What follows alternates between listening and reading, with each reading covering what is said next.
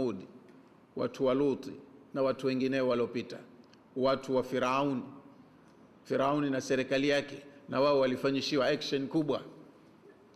Mpango umetoka mbinguni na watekelezaji wakaja wakafanya kazi na mpango ukatimia. Operation ikafanyika salama kama ilivyokusudiwa. Wao wenyewe hawakuweza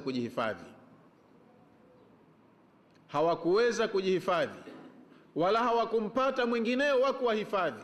Mpango umepangwa na ukatimizwa, ukatekelezwa, ukatimia bila ya wao kuweza kuresist. Hawakuonyesha resistance yoyote.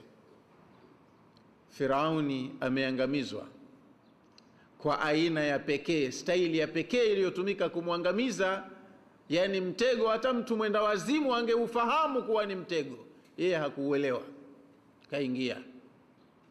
Baada ya kushakuangamizwa, aliyetekeleza operation ile sasa anasema, kam taraku min jannatin wa uyuni wa zuru'in wa maqamin karim wa na'matin kanu fiha fakihin kadhalika wa awrathnaha qauman akharin fama bakat alayhim as-samaa'u wal ardu wama kanu munzarin.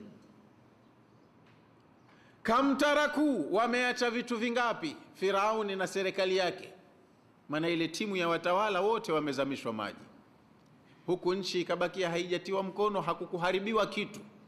Majumba yao, mashamba yao, wananchi wao, kila kitu chao kimebaki. Serikali tu ndo imeangamizwa kwa staili ya pekee iliyotumika, mpaka wakubwa wote wa serikali wakapinduliwa bila ya kutumia silaha za moto, wenyewe kwa uzembe wao tu, lakini ni jambo likushapangwa. Kam taraku, wameacha vitu vingapi?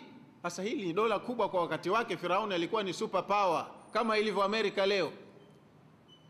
Jitihada za kibinadamu zimeshindikana kuutereresha ufalme wa Firauni, bado haukutikisika. Lakini nguvu kutoka juu zilipokuja, wao walionyesha resistance kiasi gani? Walijilinda vipi? Hawakuweza kujilinda. Sasa nyinyi mnamtegemea nani hapa ardhini wa kukulindeni? Allah akifanya maamuzi yake, bado ndo kwanza jeuri. Mwana wa Mungu